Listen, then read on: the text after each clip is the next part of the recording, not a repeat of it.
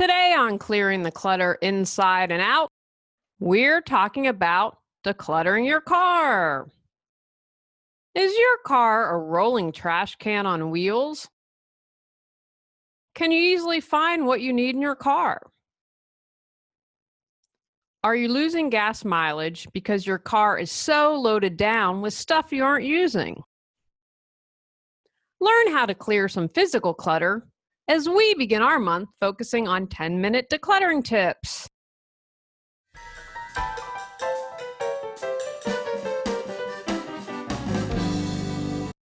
Ready to clear your clutter and share your gifts with the world?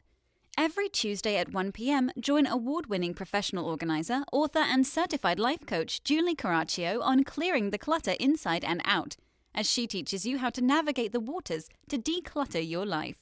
Julie Coraccio destroys the box and examines clutter in all areas: physical, mental, emotional, spiritual, energetic, relationships, health, finances, and more.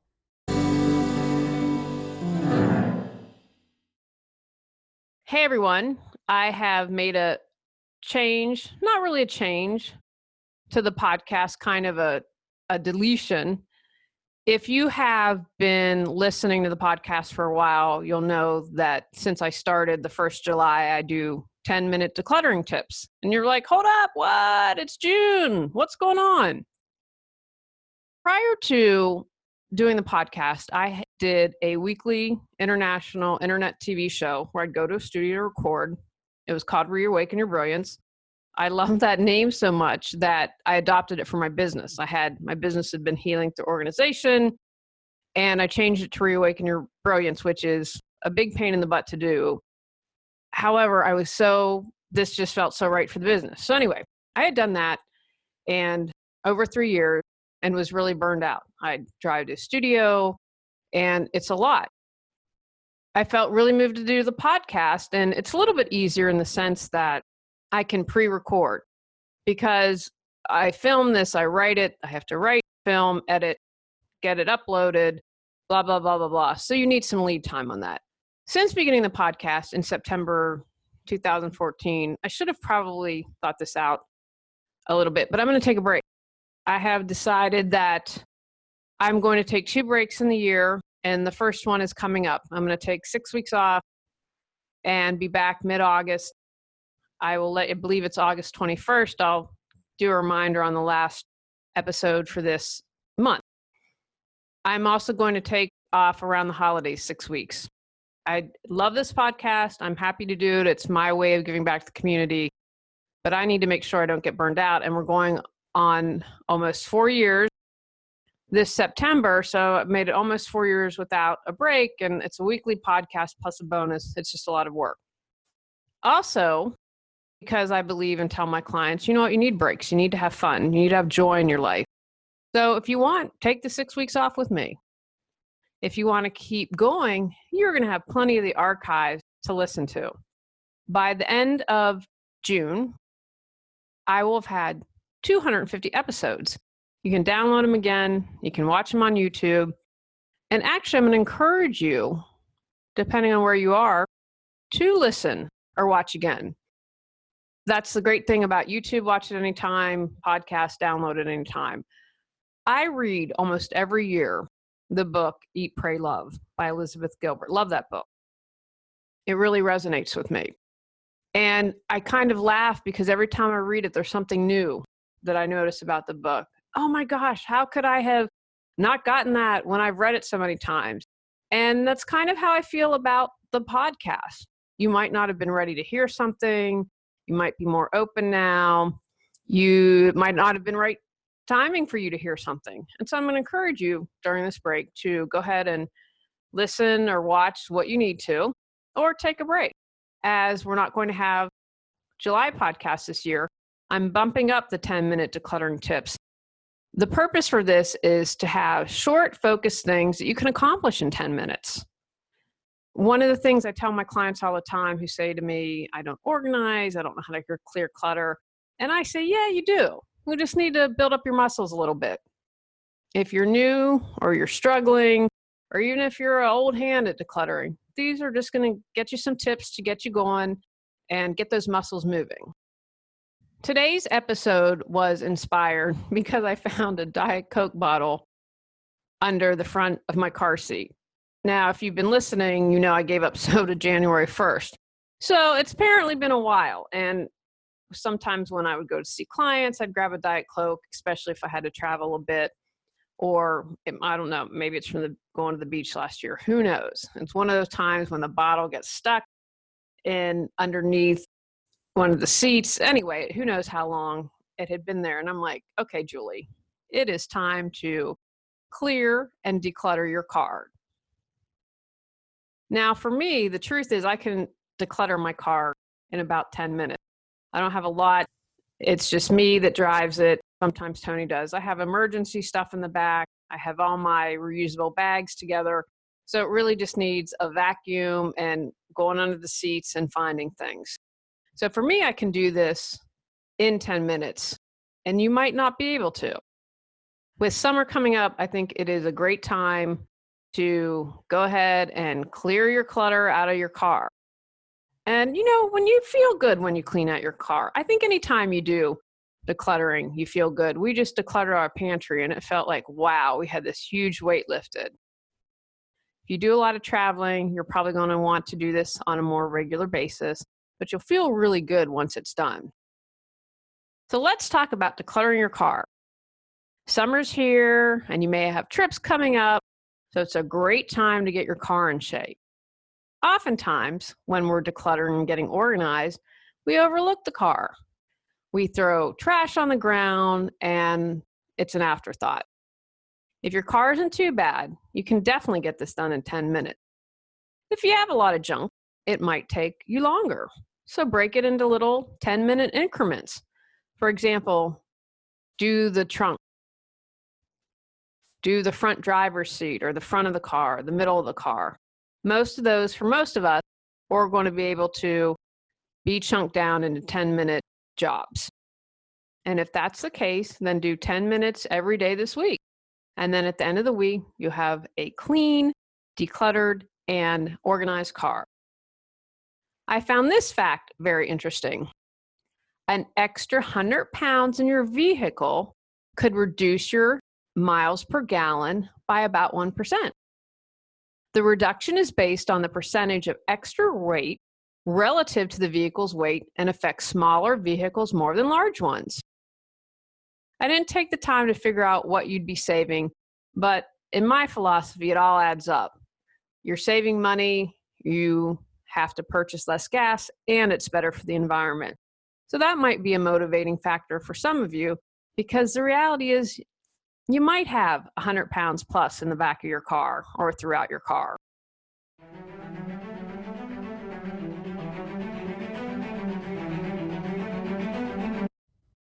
Tired of losing money because you aren't organized? Overwhelmed because you missed a soccer game because calendars weren't coordinated? Stressed out because you can't find what you own? Go to reawakenyourbrilliance.com to learn how Julie Coraccio can support you.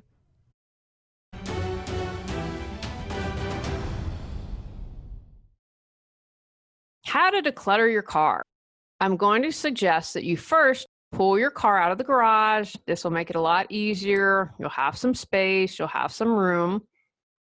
Get a tarp or a blanket to lay stuff down, as well as a garbage bag and your recycling bin. First thing I'm going to suggest you do, empty everything from the car. Do this section by section. Be methodical. Don't start in the driver's seat and then, hey, I'm going to run back to the trunk. Go through one section at a time. Driver's seat, passenger seat, the next row, if you have a third row, the trunk or the back of the car. Make sure you get underneath the seat where soda or pop, as I would say growing up, because you might have bottles hidden there or trash. I will admit this, that we had to take Athena to the vet this morning and she is getting dental work. And my husband, so I drive, he's in back with Athena, and we drive back and get out of the car, and Tony's like, empty Reese's peanut butter cup wrapper. I'm like, it's from at least a month ago. I'm off sugar now, so no sweets. But again, there I hadn't cleaned the car. It's time for me to do it. So get all of that trash out, make sure you find what's hidden. And yes, guilty party, raising my hand. I have trash in the car. That's why I had this as an episode, because I need to do it. When I write and record these episodes, they inspire me as well. So we're going to get all the trash, and if it's bottles, you're going to be able to recycle. So what I'm going to suggest as you're going through each section, you should be able to immediately throw away trash, such as candy wrappers, and put soda bottles, rinse them out, especially if it's summertime, because you don't want everything being junky and to attract insects and all that gross stuff. So you're decluttering your car, put trash in the trash bag right away, and put recyclables in your bin. Again, this is going to save you a step, because if we can do it efficiently, it makes the job go much more quickly. So what doesn't go in the trash can or the recycling bin, lay it out on the blanket. Once you've emptied the car, take the time to vacuum, scrub off any stains, and wipe down the car. Now, you always have the option of taking your car to the car wash if you don't want to do it yourself. And maybe that's the best option. Take it there, get it done. Don't, however, do all the cleaning and scrubbing until you have taken the time to purge everything so they can vacuum well and get everything clean, because they're not going to take out the trash most times. And you want to be able to get under the seats, and you don't want bottles or trash or anything there. After the car is clean, now it's time to put everything back. Now, a couple things here. You've already done the garbage and recycling. Go through and ask yourself, do I really need to put this thing back in the car? Again, you might be surprised with what you've pulled out. Oh my gosh, I didn't realize that I had that. Do you listen to that CD that's in the car? Do you really use that tool? One of the tools I have, they were going out of business, and the likelihood of this ever happening is minuscule. But for $2.95, I got peace of mind. And that is a little tool that if you are submerged underwater, you can cut the seat belt, and you take the tool and you go, bam, it's got a little point on the end, and it can break the windshield. That's something I have right in the front compartment that I'm able to reach. It was worth it to have that tool for me, just for peace of mind. Push yourself here. You want to really ask, are you using it? Are you needing it? If not, find a home somewhere else. So what we're going to put back in the car is only what we really need. So as we're putting things back, let's take the time to organize it. Put like with like. For example, all of my reusable bags are in the back passenger side of the car. So I have different bags of various sizes, but they're all together and they're in one spot. And when I'm finished, that's where they go back. So you're going to want to do that with the items that you're putting back in the car. I have an emergency kit and a little shovel that is in the trunk, the back of the car. I know where that is. It's easily accessible. Utilize the pockets that you have in the car and the glove compartment. Maps are a great thing to put in the pockets. I really don't need it here in Raleigh, but I've just gotten the habit of a little ice scraper for the car. So that fits nicely in the pocket. It's easily to access. So again, maps, things of that nature. Some things you're probably going to want to keep in the glove compartment are your registration and your manual. Things if you have to access easily, you get pulled over by a cop, boom, you have it right there, all the information that you need. And I mentioned that I keep the emergency bag if I'm stuck in a storm. I once, driving home to West Virginia, got stuck in a storm. It was the worst driving experience I ever had. I was by myself. And after that, I have an emergency kit. I'm going to encourage you to have one as well. You live in California, have an earthquake kit. Whatever it is where you need, do some research and figure out what, depending on the area you live in, because you might need some special things. If you have time, check the air in your tires and see if you need to add any. It's also a good time while we're sprucing up the car to see if it's time for your car to be serviced or get the oil changed. Check out episode number 201 from September 2017, Are You Prepared for an Emergency?